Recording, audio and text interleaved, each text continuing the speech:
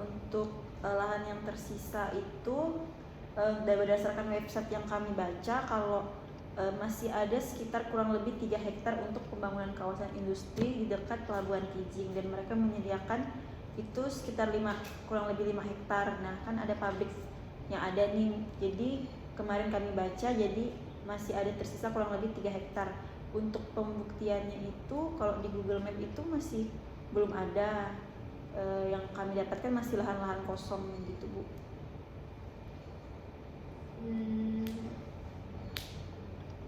Jadi di RW juga ada ya? Ada ya. Ya, kamu ada? Iya, Bu. Ada.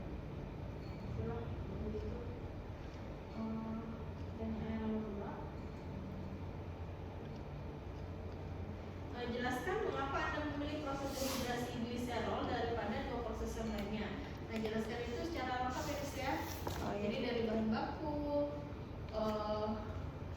proses, kondisi operasi, katalis, terus kemudian produknya, termasuk konversi dan sebagainya. Silakan sih. Untuk bahan baku ini sendiri, kalau bahan baku di proses kondensasi dan diesel itu bahan bakunya ada 2 produk.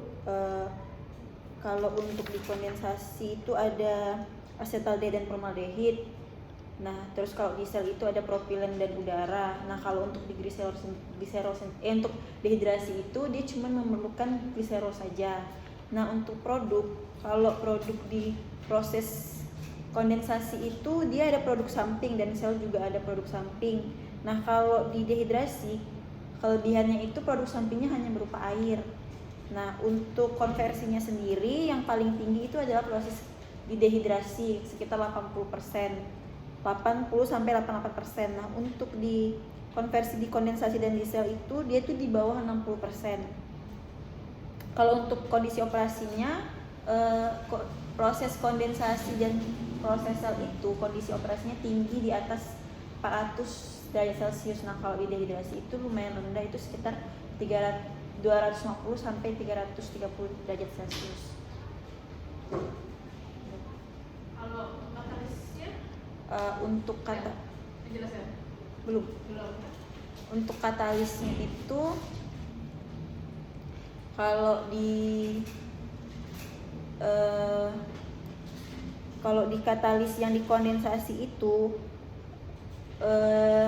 umurnya itu lumayan pendek dibanding katalis yang di dehidrasi, dan yang katalis di proses kondensasi dan sel itu yaitu mudah terdeaktivasi dibanding katalis di proses dehidrasi.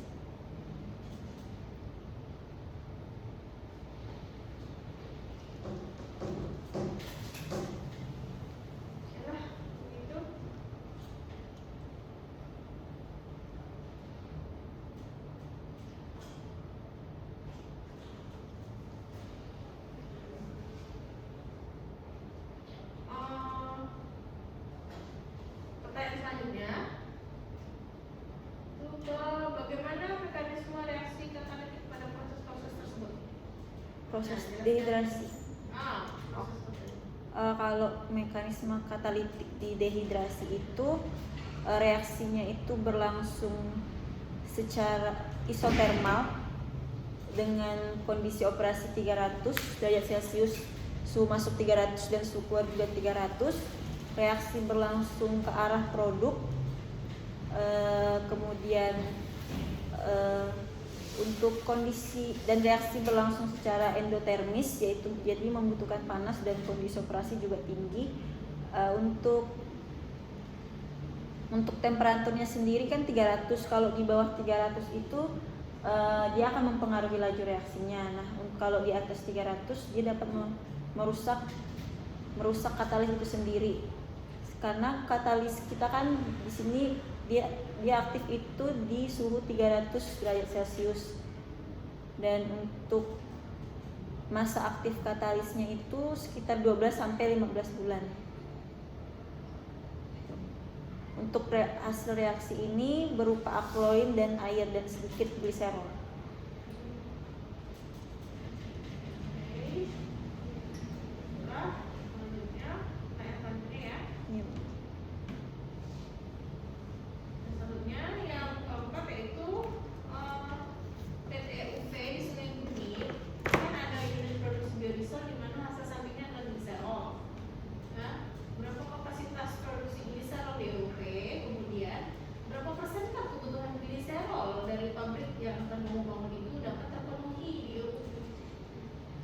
Untuk kalau berapa kapasitas di serol di pabrik Unggul Persada itu kami belum tahu dan baru tahu sekarang, jadi kami belum mencari tahu Bu. Tapi untuk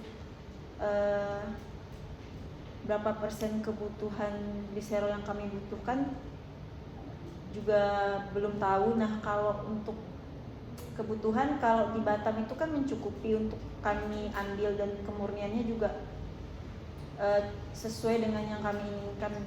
Jadi untuk kalau ngambil bahan di Unggul Persada itu kami belum cari tahu, karena kami baru tahu juga kalau ada pabrik di Serang. Baiklah.